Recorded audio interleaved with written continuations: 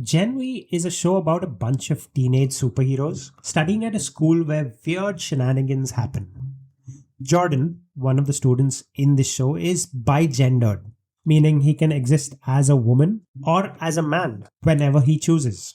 It's a little difficult to explain that in real world terms, but in Gen V, in this piece of fiction we're consuming, he's bigendered. There's also something called the transgender identity. The sex you're born with at birth may not be the sex you identify with. If you're born a male, you identify as a female, and if you're born a female, you identify as a male. That's what transgendered people are, I think. Now, this might be a little difficult to explain because we are talking about a fictional predicament, but I'm going to try. Sex and gender are two different things. You're born with an assigned sex and you take up a gender identity after birth depending on how you feel. For most of us, this is not a thing we even think about. Our gender and our sex are pretty much the same thing. And to someone who spends no time thinking about these things, there may not be any difference between a transgender person and a bigender person.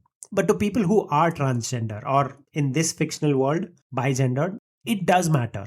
So when Jordan gets misgendered, when a woman in authority tells him to just shut up and play the transgendered part, it upsets him. The show presents to us this surface level tokenism that many companies do just to check a box, to show people that they're progressive and woke. But the truth is quite often the opposite. Jordan does what he's told to do. He says the lines, cracks a joke, and looks uncomfortable of sorts. And that's that. That's the end of the predicament. And that sort of rubbed me the wrong way that they didn't spend enough time with this problem. But I suppose the show had other issues to deal with, so this particular problem just fell to the wayside.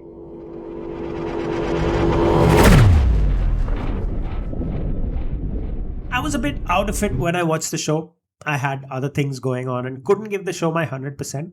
So I might have missed something. I might have not noticed things and therefore not thought things through like I normally do. But I watched the show. I assimilated it into my brain and now I have complaints.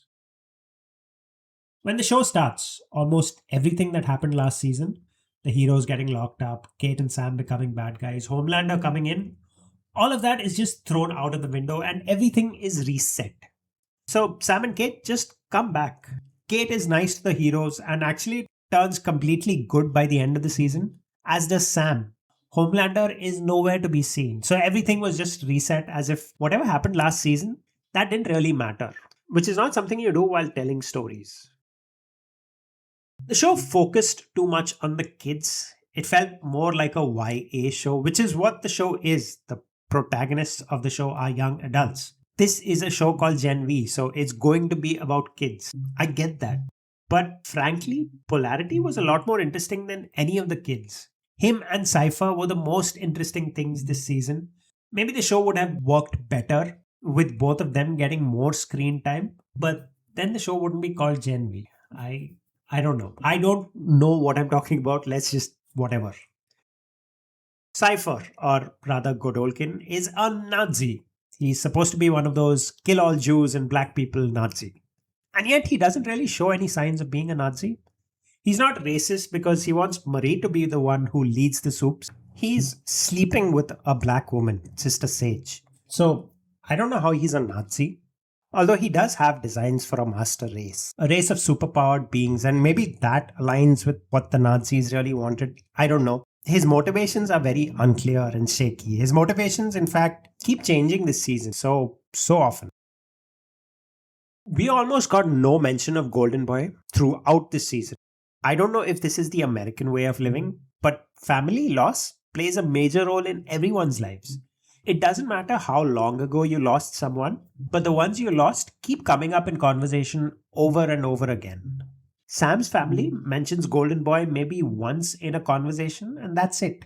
And Sam doesn't even think about him anymore. He's more hassled by what's going on right in front of him. He's worrying about whether Emma likes him or not. And that's a disservice they did to Golden Boy.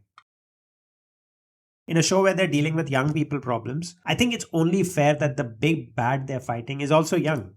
So many fairy tales, Harry Potter, most YA novels in fact, The Goonies, almost every story targeted at young adults has an adult as a bad guy, which is weird. If everyone is telling stories about fighting the establishment, which is what most of these stories are, who the hell is telling the other stories? It also seems a bit odd that adults are fighting little kids instead of their peers. It's odd. It's odd that you're a fully grown man or a woman and you're fighting little children. In spite of all the crap I've given the show, I actually liked it quite a bit. I liked all the actors in it. Emma still being my favorite. She's still just as funny and just as damaged as she was last season. I didn't really warm up to the other characters much, but one character who was surprisingly good was Polarity. I didn't expect to like him at all. He was more of a side character last season, but this season he really shined. This season starts off with him being completely broke thanks to his son being killed. And when he sort of gets back on his feet, his mind gets taken over by Godolkin. But he finally breaks out of that, stands up to Godolkin, and I think that's a brilliant story arc. It's kick ass. I like the little twists and turns they brought in this season. I like the story, and overall, I think I had a good time with the show. How did you like the season of Gen V? Did you like it? Did you hate it? Let me know, and I will see you next time.